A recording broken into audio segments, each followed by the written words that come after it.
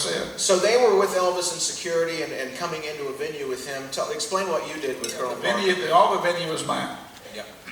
Now, I would actually hire the hotel security, but they coordinated with a month or two in advance. But the venue, my responsibility was all the venue, the security. And I went for many years, and people didn't know what I did because I was in charge of all the ticket sales in America. You know how many, my neighbors didn't know what I did. Other than I was gone 30, 35 days at a time. And I would come home, be home a week or two, and gone again. But we did look like drug dealers, but getting a policeman to actually do what you tell him to do without doubting you, looking like that, was very hard. Yeah. And you told me once, too, that there's so many photos like this that you've seen online or people have given you. You really never had photos taken with Elvis personally, but fans have provided a lot of images of all of you that you didn't know existed because they were taking pictures of Elvis and you guys just happened to be in the photo. That's correct. There was only one time that Elvis, it was in Fort Worth, Texas. Elvis came in and I went back out front. You know, my job is always to get him to the dressing room.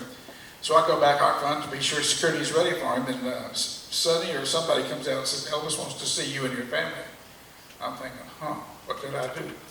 So I went out and got my wife and my daughter out of the audience, went back to the dressing room. He wanted a photo made with my family. I didn't ask for it. So we're in the dressing room. My daughter's 4 years old. And he tries to take her from my wife. She's having nothing to do with that. So after about what it seemed like 10 minutes, but it was really about 30 to 45 seconds or a minute, I said, Elvis would do it another time. She's not going to do it. Okay, so we left. We got outside. My wife says, how come you wouldn't have your picture made with Elvis? Well, I wasn't going to get my picture made with that man in that funny costume in that big bathroom. The dressing room in those days was just tile. It looked like your high school athletic changing room. So she thought it was a big bathroom. So I said, darling, you're the only woman on the face of this earth that refused a photo with Elvis. And I love this picture here. And somehow you ended up on stage with Elvis trying to keep the fans off. Right. Well, we all kind of did that. Yeah, yeah. And I love to see these images. There are so many famous images. This is one that I especially love. And Elvis is making his way. This is a loading dock. And Dick and Sam, you're in this photo. Tell us what's exactly going on here in this picture. Go ahead. I want to hear you get out of this one. Well, okay, if you look close on the left side, you see a girl's head out of that blue dumpster. I've got a laser pointer. Yeah, put that laser pointer. All right, so this is Macon, Georgia in '77. And we came out of the back of the Hilton. And we always told, we had stairs out to the, were right on the other side of Joe Esposito. Yeah, we had stairs and the limo sitting right here waiting in the loading dock. And we were going to come bring Elvis down the stairs and get in the loading dock. Well, we always told Elvis that if there was a gunshot, he would go straight to the car. Well, this girl raised up and she had a camera with those little flash cubes, and every now and then they'd explode. Remember those? And she popped up. She was hiding in that dumpster, and we came out and she popped up and took a picture. Well, Dick and I saw her. We knew what it was, but Elvis didn't. All he heard was bang, the flash. And man, he went straight over there and jumped off that loading dock, which you see is about 4 feet, and he didn't spill a drop of water. He went and got in the car, and then Dick and I had to scramble for Joe to get behind him. We all got in the car, and we turned around, and the Hilton security was pulling that girl out of the dumpster. I guess kind of been a little too rough. And he made him stop, and he got out of the car, and he gave her a scarf, and had a picture made with her, made sure everything's okay. We got in the car and went and did the concert. But I'm looking at this photo. I love to look at these photos like forensically and examine everything. You guys, people talk about being on the road with Elvis or being on the road with all celebrities. It must be a glamorous life. Here you are at a beautiful loading dock with trash down here. It's all dirty. There's fans packed in the back. I mean, obviously word has come down. It's show business, what can I tell you? The beauty of show business. Can I just say we saw every back alley and kitchen and it's possible in this country taking Elvis in and out. Yeah, yeah. And Dick, we talked one time on stage, and you had a phrase that you used, and I use it over and over, and I always credit you with it. and that was life with Elvis. You never knew what was going to happen. Every day was an adventure. Here was a guy who could do anything he wanted. I have a couple of images that I'm fascinated by that show a side of Elvis that when you first look at the photograph, you see Elvis and fans, or Elvis and some of you guys, but then if you look closer, there's a second layer going on. This photo especially I love, Dick. As you see it, it's Elvis. He's wearing looks like a drug enforcement windbreaker, but in his hand is a banana and what looks like a Tootsie Roll, or Tootsie Pop sucker. Sometimes you just took what happened and lived with it. Yeah, and this is what I'm talking about. Dick knows exactly where the camera is. Right there. You know, you watch things because if Elvis got hold of something, you never knew what was going to happen with it. One of the police departments that we stopped with gave him a new flashlight, one of the metal flashlights. But they had also put into that flashlight a button that squirted out Mace? mace. And Elvis is going to turn the flashlight on in the limousine.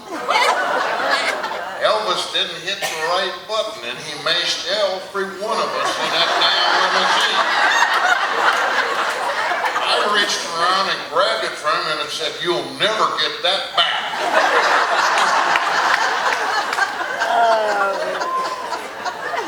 That was life with Elvis. There you go. There you go. I host a series on YouTube for Graceland called Gates of Graceland, and we go through Graceland and places around there, and we find things that you don't get to see when you're on the public tours. Maybe we go in an area that you can't get a lot of people in.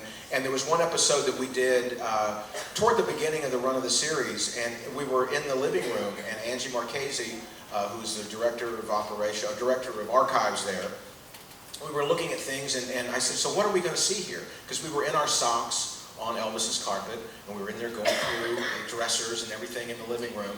And she said, and then there's, in this drawer, there's a samurai sword, and we don't know why it's here, but it's here, and we take it out and we clean it and we put it back in the drawer. And I said in this series on the video, well, maybe somebody out there knows the story.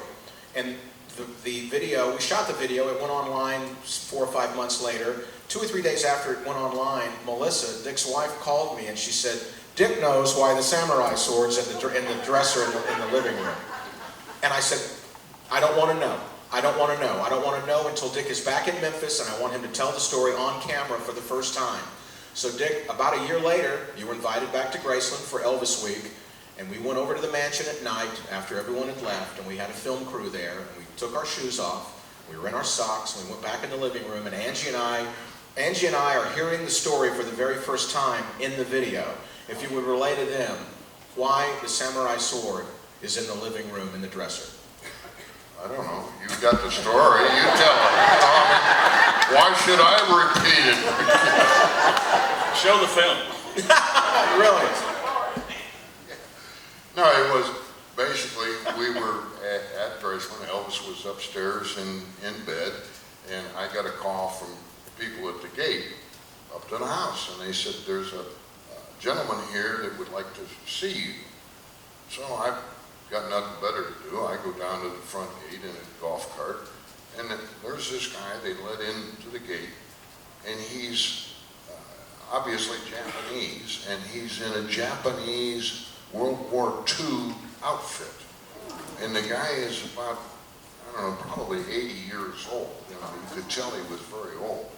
And he's got this samurai sword, and he's whipping it around. And I'm backing up about 6 feet and making sure my gun is where it's supposed to be, because I'm not sure that the guy really surrendered. Maybe he's still at war with us.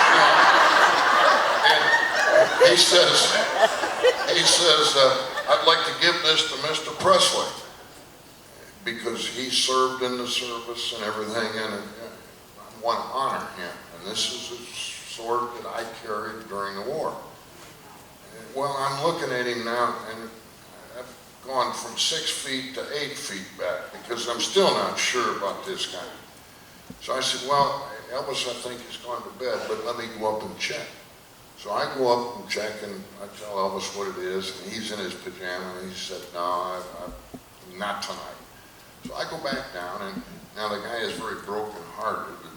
Elvis, I said, well, come upstairs or come up, get in the golf cart with me, and we'll go up there. I'll take you to the front door of Graceland and take you inside. I'll take the sword from you, and then in the morning when Elvis comes down, I'll see that he gets it. And he kind of finally accepted that. So we're up there, and then I take the sword and take him back out, put him in the golf cart, send him down to back to the gate. And Elvis comes downstairs, and he says, asking, he's looking at the sword, and I hand it to him, and he pulls the sword out. He's got the scabbard in this hand, and he's got the sword in this hand, and he starts whipping it around like this, you know. Now, by now, there's some people that have come out from the kitchen area, the maids and cooks that were there, and they're looking at this, and Elvis is whipping this thing around, and he's starting to come close to, now he starts heading towards me with this damn thing. I said, whoa, Elvis, and I pulled out my pistol, I said, you take one more step towards me, and you will not go again. I said, put the sword away. We put it into that drawer, and so far as I know, it's been in that drawer ever since. But there's another end to the story that you did on the filming. Remember what he did after that with that sword? Why do you tell that on me? You remember?